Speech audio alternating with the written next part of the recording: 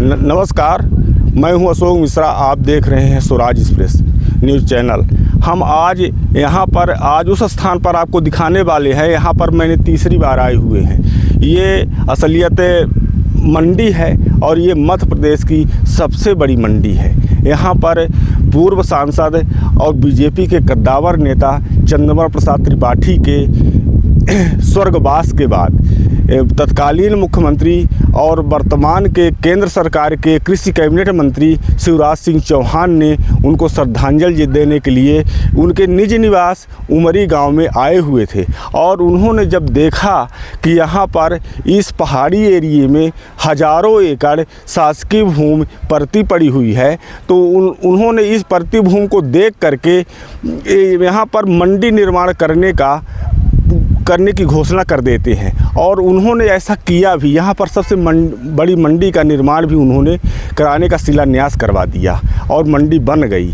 और यहाँ के आसपास के किसान वर्ग और मजदूर वर्ग इस बात को लेकर के खुशी भी जाहिर किए कि ना कुछ यहाँ पर हमको जो हम मजदूरी के लिए काम वास्ते इंदौर, भोपाल और बम्बई जैसे एरिया में भागते हैं, तो अपने परिवार के बीच में रह करके हमको यहाँ पर मजदूरी करने के लिए मिलेगा और हम परिवार के साथ रह करके अपना जीवन यापन करेंगे। लेकिन यहाँ पर बैठे शासकीय सेवा के यूँ कहें कि ये शासकीय कर्मचारी इनकी जो है कलाकारी जो है तो कागजों पर ही सीमित रहती है। ये कागजों पर तो सारी कार्रवाई अच्छे से करते हैं और कागज़ डील करके कितना बड़ा बिल हो या कि छोटा बिल हो उसको बाकायदा सरलता से पास करवाने के लिए ये इतना सक्षम होते हैं कि कोई किसी के कानों कान भनक तक ही नहीं लगती।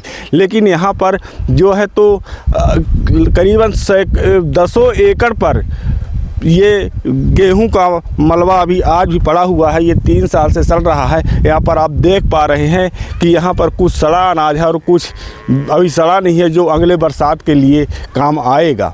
और ये जब बरसात आती है तो यहाँ पर इतना बदबू होता है कि इस एरिए से किसी को निकल पाना इतनी मुश्किल की बात हो जाती है कि यहाँ पर से कोई निकल नहीं पाता है।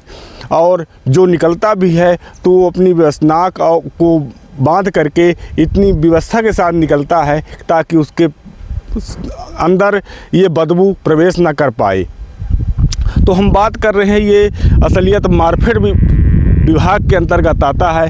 यहाँ पर शिखा वर्मा जी जो है तो डीएम के पद पर बैठी हैं। मैंने उनसे कई बार मिला तो उनके द्वारा नान में भेजा जाता है और नान में जब जाते हैं तो फूड में भेजा जाता है, फूड में जब जाते हैं तो फिर हमको मार्केट में भेजा जाता है। लेकिन आज तक कोई कर्मचारी या अधिकारी इस बात को कबूलने के लिए स्वीकार नहीं कर रहा है कि ये मेरे अधिकार क्षेत्र का मामला है और मुझे इसको आखिर हमने जनता के टैक्स का गरीब जनता, देखिए बहुत छोटी सी बात है, जो नमक 1 रुपये का 2 किलो मिलता था, आज वो नमक गरीबों के लिए 10 रुपये से लेकर के 500 रुपये किलो तक का नमक बाज़ार में बिक रहा है। और मजबूर, बेबस, लाचार गरीब उस नमक को विवश हैं खाने के लिए। और ये प्रशासनिक अधिकारी जो मलाई छान रहे हैं, इनको ये सुध नहीं रहती है कि हम तो 500 रुपये किलो का नमक खा सकते हैं, लेकिन ये गरीब उस नमक को शायद उपयोग न कर पाते हो तो अपना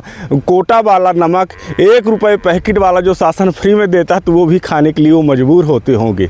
लेकिन ये तो मलाई छानती, इनको क्या गरीबों की क्या ख्याल है ना कि ये गरीब कैसे अपना जीवन यापन कर रहे हैं। तो यहाँ पर आप देखिए 10 एकड़ पर ये अनाज सड़ा बिल्कुल बिखरा हुआ है, कोई इसका शुद्ध नहीं कर रहा है।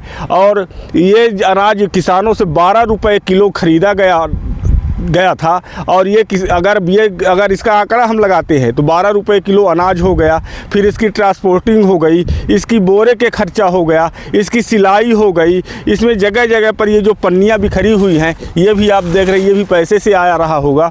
तो आस के कुल मिलाकर के ये 1 किलो अनाज 50 रुपये का पड़ता है। तो 50 रुपये किलो का अनाज और ये लाखों कुंटल अनाज सड़ गया तो ये आखिर किसकी लापरवाही है।